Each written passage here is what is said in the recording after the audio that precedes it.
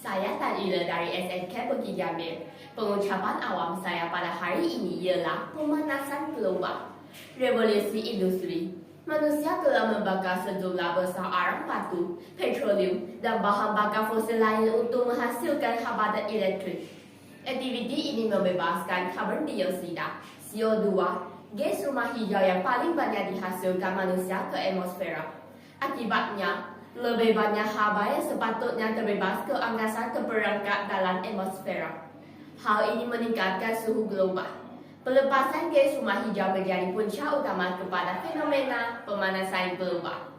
Cuaca panas, terik dan kemarau di seluruh Eropah menyebabkan tanaman layu, kebakaran hutan, dan sungai-sungai utama mengering.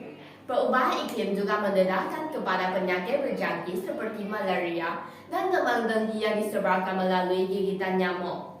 Manakala air laut yang semakin panas menjadi semakin sesuai untuk bakteria yang menyebabkan sakit taun.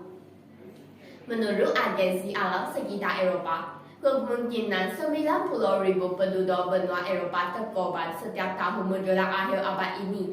Dengan keadaan kering luar biasa, kebakaran hutan merentasi sebahagian besar negara.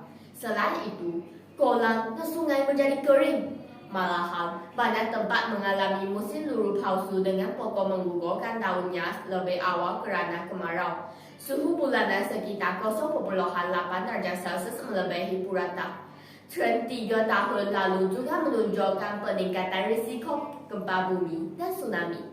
Hidupan liar turut terkesan dengan jumlah spesies haiwan liar menurun 69% dalam tempoh 50 tahun yang lalu. Hal ini berpunca disebabkan kemerosotan habitat dan pencemaran rentetan perubahan iklim. Kebekatan karbon dioksida yang terlalu tinggi dalam sesetengah tumbuhan turut menyebabkan fotosintesis menjadi perlahan dan melemahkan mekanisme pertahanan perosak. Apakah usaha boleh dilakukan mengurangkan pemanasan global? Langkah utama adalah penggunaan sumber tenaga yang boleh diperbaharui. Contohnya, tenaga solar, angin, hidroelektrik adalah sumber yang kekal dan mampu untuk digunakan sepanjang masa tanpa menghasilkan sisa-sisa yang mencemar alam sekitar. Kedua, laksanakan pembangunan secara lestari. Dengan pembangunan lestari, dapat mengekalkan keupayaan sistem semula jadi untuk menyediakan sumber tenaga dan perkhidmatan ekosistem berdasarkan ekonomi dan masyarakat.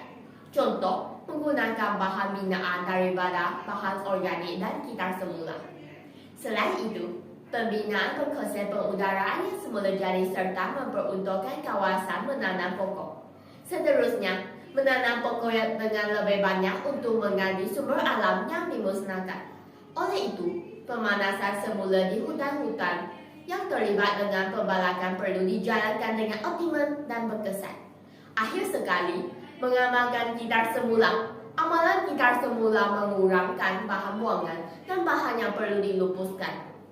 Sebagai penutup bicara, ayolah kita berganding bahu semua pihak bagi membendung pemanasan global demi kepentingan sejagat.